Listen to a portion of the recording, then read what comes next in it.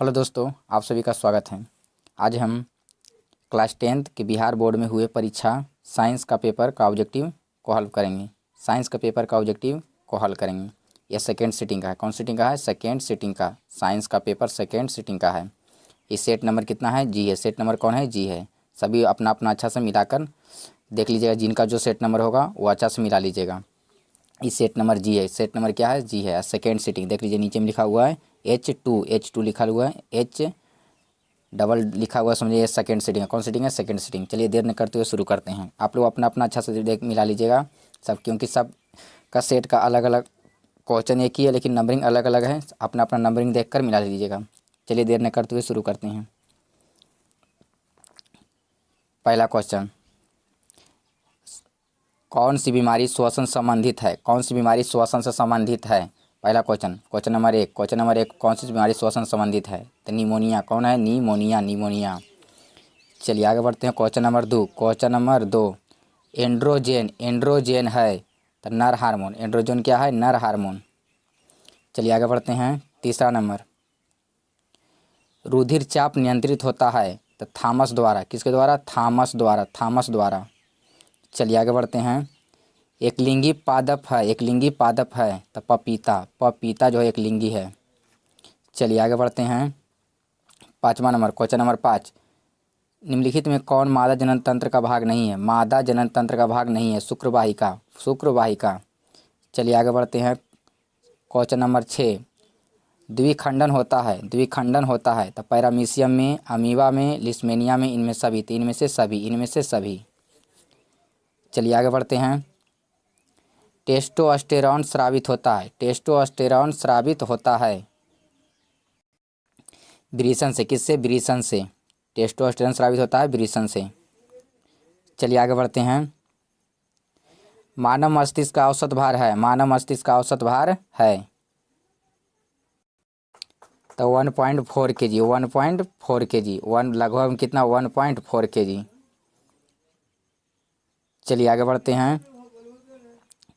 Question number 9, एक घोल नीले निष्पत्र को लाल कर देता है, उस घोल का पीएच मान हो सकता है, क्या हो सकता है?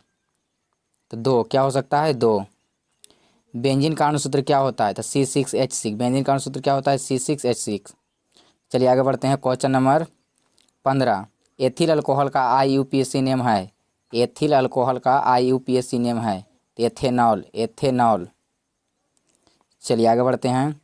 क्वेश्चन नंबर 12, CnH2n निम्नलिखित में किसका सामान्य सूत्र है? तो एल्किन का। किसका? एल्किन का। चलिए आगे बढ़ते हैं। क्वेश्चन नंबर 13, लोहे का परमाणु संख्या है तो 26। कितना? 26। चलिए आगे बढ़ते हैं। क्वेश्चन नंबर 14, स्टेनलेस स्टील में लोहा एवं कार्बन के अलावा कौन से अन्य तत्व भी रहते हैं? तो निकेल और क्रोमियम। क्वेश्चन नंबर 15, पीतल है तो मिश्र धातु। पीतल क्या है? मिश्र धातु। चलिए आगे बढ़ते हैं। क्वेश्चन नंबर 16, निम्नलिखित में कौन अम्ल है? तो H2SO4। चलिए आगे बढ़ते हैं। क्वेश्चन नंबर 17, किस जीव में हीमोग्लोबिन नहीं रहता है? तो मक्खी में। किस में? मक्खी में हीमोग्लोबिन नहीं रहता है। कीट पतंगों में हीमोग्लोबिन नहीं रहता है। चलिए आगे बढ़ते हैं। क्वेश्चन नंबर 18, हीमोग्लोबिन की कमी के से कौन सा रोग होता है? तो एनीमिया। चलिए आगे बढ़ते हैं। क्वेश्चन नंबर 19, मनुष्य के आहार नल में अवशेषी अंग है तो अपेंडिक्स। क्या है? अपेंडिक्स। चलिए आगे बढ़ते हैं। निम्नांकित में कौन ट्रिप्सिन एंजाइम का कार्य करता है? ट्रिप्सिन एंजाइम का कार्य करता है। तो ट्रिप्सिन क्या करता है? ट्रिप्सिन एंजाइम प्रोटीन का पाचन में सहायक होता है। प्रोटीन का पाचन करता है ट्रिप्सिन। चलिए आगे बढ़ते हैं। 21 नंबर, क्वेश्चन नंबर 21, मुख गुहा में आहार का कौन सा भाग पचता है? मुख गुहा में आहार का कौन सा भाग पचता है? तो कार्बोहाइड्रेट। क्या पचता है? कार्बोहाइड्रेट। चलिए आगे बढ़ते हैं। ऑक्सीजन का वाहक कौन है? तो RBC। आगे बढ़ते हैं, रक्त में शर्करा का नियंत्रण कौन करता है? रक्त में शर्करा का नियंत्रण कौन करता है? तो इंसुलिन, इंसुलिन। चलिए आगे बढ़ते हैं, मानव शरीर की सबसे लंबी कोशिका कौन है? तंत्रिका कोशिका या न्यूरॉन? तंत्रिका कोशिका या न्यूरॉन? चलिए आगे बढ़ते हैं, 25 नंबर, क्वेश्चन नंबर 25, प्रकाश के परावर्तन के कितने नियम हैं? तो 2 नियम। कितने नियम? 2 नियम। चलिए आगे बढ़ते हैं, अवतल दर्पण, अवतल लेंस का आवर्धन होता है, तो लेंस का आवर्धन कहेगा तो V/U, V/U। Option number D, V/U। चलिए आगे बढ़ते हैं, 27 नंबर, दर्पण सूत्र है, दर्पण सूत्र है, तो दर्पण सूत्र होता है 1/V + 1/U बराबर 1/F, 1/V + 1/U बराबर 1/F। चलिए आगे बढ़ते हैं, टिंडल प्रभाव प्रदर्शित करता है, टिंडल प्रभाव प्रदर्शित करता है, तो प्रकाश का प्रकीर्णन, प्रकाश का प्रकीर्णन।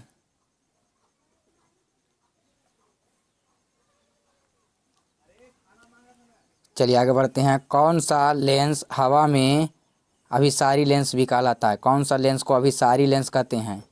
तो उत्तल लेंस को अभिसारी लेंस कहते हैं, उत्तल लेंस को अभिसारी लेंस कहते हैं। चलिए आगे बढ़ते हैं, उत्तल दर्पण द्वारा बना प्रतिबिंब होता है, उत्तल दर्पण में प्रतिबिंब बनता है, तो केवल काल्पनिक, केवल क्या बनता है? आभासी माने काल्पनिक। चलिए आगे बढ़ते हैं, प्रकाशीय माध्यम कितने प्रकार के होते हैं? 31 नंबर क्वेश्चन, प्रकाशीय माध्यम कितने प्रकार के होते हैं? तो 2 प्रकार के। कितने प्रकार के? 2 प्रकार के। आगे बढ़ते हैं, क्वेश्चन नंबर 32, डायनमो प्रवर्तित करता है, डायनमो जो है प्रवर्तित करता है, तो डायनमो क्या करता है कि विद्युत ऊर्जा को आंतरिक ऊर्जा में बदलता है, डायनमो, सॉरी, डायनमो जो है आंतरिक ऊर्जा को किसमें? विद्युत ऊर्जा में बदलता है। डायनमो क्या करता है? आंतरिक ऊर्जा को विद्युत ऊर्जा में बदल देता है।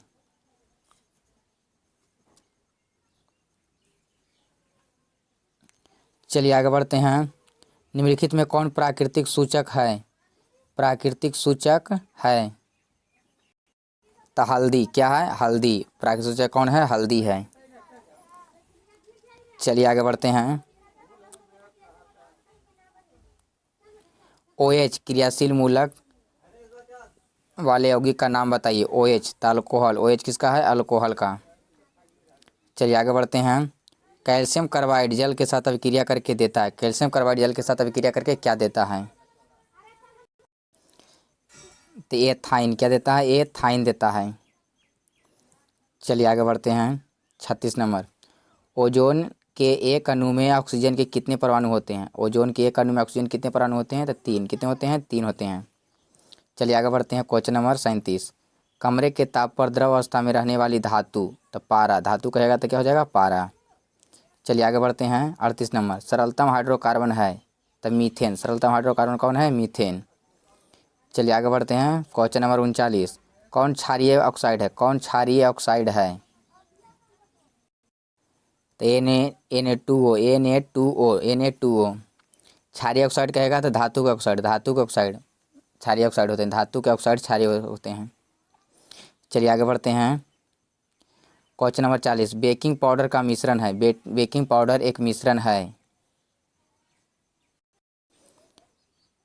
तो NaHCO3 एवं टार्टेरिक अम्ल, NaHCO3 एवं टार्टेरिक अम्ल का मिश्रण है।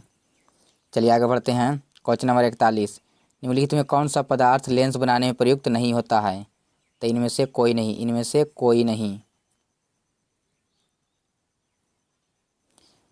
चलिए आगे बढ़ते हैं, निम्नलिखित में कौन संख्या प्रकाश के अपवर्तन के नियम के लिए सही है? तो 2। प्रकाश के अपवर्तन के लिए कितने नियम होते हैं? 2। चलिए आगे बढ़ते हैं, क्वेश्चन नंबर 42, किस वस्तु का प्रतिबिंब आँख के जिस भाग पर बनता है वह, किसी वस्तु का प्रतिबिंब आँख के जिस भाग पर बनता है वह है? तो रेटिना, रेटिना या दृष्टिपटल, रेटिना या दृष्टिपटल। चलिए आगे बढ़ते हैं, क्वेश्चन नंबर 44, किसी माध्यम का अपवर्तनांक का मान होता है? तो म्यू बराबर अपवर्तनांक, बोले म्यू बराबर साइन आई बटे साइन आर, साइन आई बटे साइन आर। चलिए आगे बढ़ते हैं, क्वेश्चन नंबर 45, एक गोलीय दर्पण जिसकी फोकस दूरी है 20 सेंटीमीटर, प्लस में 20 सेंटीमीटर, तो वह दर्पण कैसा होगा? तो जब प्लस में रहेगा तो उत्तल दर्पण, कैसा हो जाएगा? उत्तल दर्पण। चलिए आगे बढ़ते हैं, तालाब का जल कम गाढ़ा दिखाई देने का कारण है, तालाब का जल कम गहरा दिखाई देने का कारण है अपवर्तन। क्या है? अपवर्तन। चलिए आगे बढ़ते हैं। Question number 47। अवतल दर्पण की फोकस दूरी होती है। अवतल दर्पण की फोकस दूरी होती है तो ऋणात्मक। क्या होता है? ऋणात्मक। चलिए आगे बढ़ते हैं। किसी अवतल दर्पण की फोकस दूरी f वक्रता त्रिज्या r में कौन सा संबंध सही है? f बराबर r/2 या r बराबर 2f। r बराबर 2f या f बराबर r/2। चलिए आगे बढ़ते हैं। Question number 49। न्यूक्लियस शब्द किनके द्वारा दी गई थी? तो रॉबर्ट ब्राउन द्वारा। रॉबर्ट ब्राउन द्वारा। चलिए आगे बढ़ते हैं। Question number 50। पौधों में भोजन किस रूप में जमा रहता है? तो सुक्रोज के रूप में, स्टार्च के रूप में या मंड के रूप में। स्टार्च रूप के रूप में या मंड के रूप में। चलिए आगे बढ़ते हैं। Question number 51। प्रसिद्ध पुस्तक द माइक्रोफोबिया किनके द्वारा लिखी गई थी? द माइक्रोफोबिया किनके द्वारा लिखी गई थी? तो माइक्रोग्राफिया नामक पुस्तक किसने लिखी थी? तो रॉबर्ट हुक ने। चलिए आगे बढ़ते हैं। Question number 52। पशु और पशुओं की कोशिकाओं का वैज्ञानिक अध्ययन क्या कहलाता है? पशु और पशुओं की कोशिकाओं का वैज्ञानिक अध्ययन क्या कहलाता है?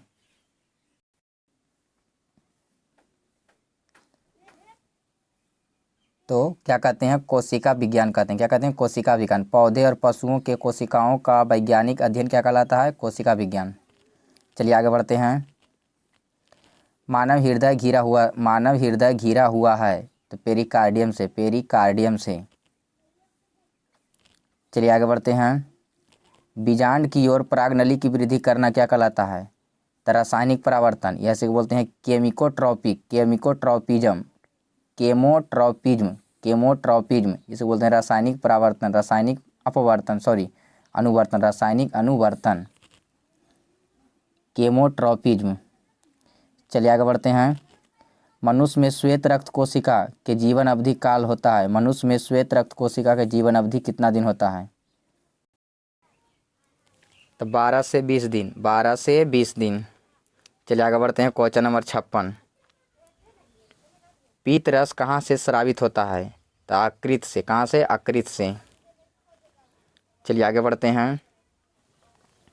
57 number. Question number 57। Electrical heater में कुंडली तार बनाने में किस पदार्थ का उपयोग किया जाता है? यानी हीटर में किसका कुंडली का उपयोग किया जाता है? तो नाइक्रोम का। किसका? नाइक्रोम का। चलिए आगे बढ़ते हैं। 58 नंबर। Question number 58। 1 यूनिट विद्युत ऊर्जा का मान होता है। 1 यूनिट में कितना विद्युत ऊर्जा होता है? तो 3.6 × 10⁻6 जूल। 3.6 × 10⁻6 जूल। चलिए आगे बढ़ते हैं। Question number 59। किलोवाट प्रति घंटा एक इकाई है। किलोवाट प्रति घंटा इकाई है। तो शक्ति का। किसका? शक्ति का। किलोवाट प्रति घंटा इकाई है शक्ति का। चलिए आगे बढ़ते हैं। Question number 60। विद्युत फ्यूज विद्युत धारा के किस सिद्धांत पर कार्य करता है? तो विद्युत फ्यूज ऊष्मीय प्रभाव पर। किस पर? ऊष्मीय प्रभाव पर। चलिए आगे बढ़ते हैं। Question number 61। वोल्ट मीटर को विद्युत परिपथ में किस क्रम में जोड़ा जाता है? तो समानांतर क्रम में। वोल्ट मीटर को समानांतर क्रम में। चलिए आगे बढ़ते हैं। Question number 62। विद्युत परिपथ में दो बिंदुओं के बीच विभवांतर मापने में किसका उपयोग किया जाता है? विभवांतर मापने में किसका उपयोग किया जाता है? तो वोल्ट मीटर का। चलिए आगे बढ़ते हैं। Question number 63। जल विद्युत संयंत्र किस ऊर्जा को विद्युत ऊर्जा में रूपांतरित करता है? तो स्थितिज ऊर्जा। किसमें? अस्थितिज ऊर्जा को। चलिए आगे बढ़ते हैं। Question number 64। विद्युत बल्ब में कौन सी गैस भरी होती है? तो निष्क्रिय गैस। कौन सा गैस? निष्क्रिय गैस। चलिए आगे बढ़ते हैं। Question number 65। एक इलेक्ट्रॉन पर आवेश होता है तो 1.6 × 10⁻⁹ कूलम। 1.6 × 10⁻⁹ कूलम। चलिए आगे बढ़ते हैं। Question number 66। खिलौने में किस सेल का उपयोग किया जाता है? तो सूखा सेल का। किसका? सूखा सेल का। चलिए आगे बढ़ते हैं। Question number 67। कार्य करने की क्षमता को कहते हैं।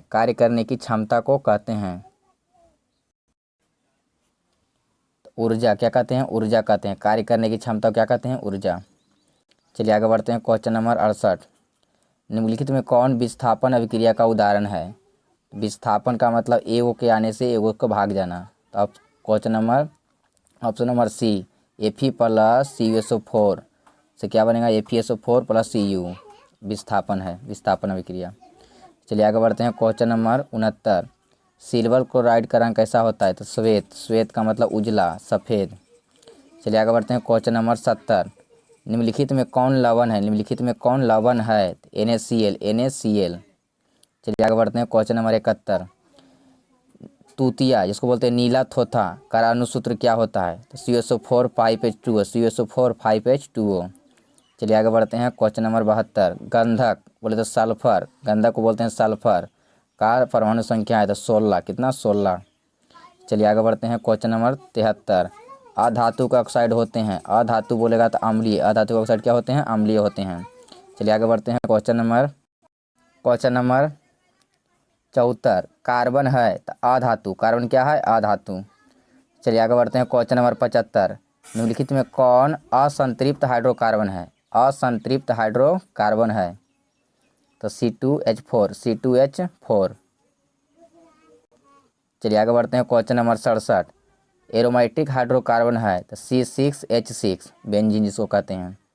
चलिए आगे बढ़ते हैं। क्वेश्चन नंबर 77, निम्नलिखित में कौन अकीय गैस है? अकीय गैस है तो हीलियम। कौन है? हीलियम।